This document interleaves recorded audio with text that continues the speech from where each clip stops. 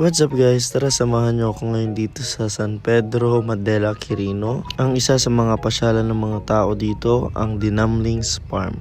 Nakabakasyon mission nga pala tayo dito sa Quirino. So meron kasing church outing kaya nandito tayo sa Dinamlings ngayon at nakapasyal tayo sa Ilog. So pag nasa Pangasinan tayo, madalas ang pinupunta natin mga beach. Pero dito guys, marami po sa region to mga falls, mga ilog at isa na nga itong Dinamlings sa pinupunta ng mga tao. So, mga cottage nga pala dito guys, nandito lang sa gilid ng ilog. Tapos may mga malalaking bato at ayun guys, meron pong napakagandang view nitong parang cave dito.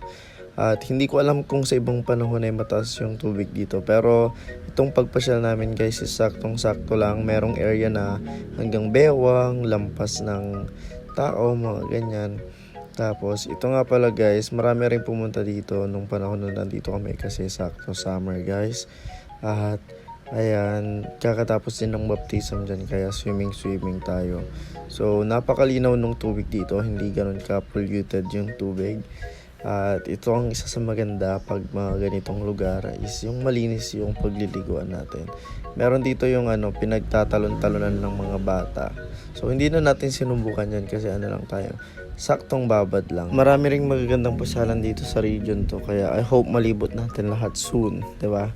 So ayun, thanks for watching. Bye-bye. Like and follow for more.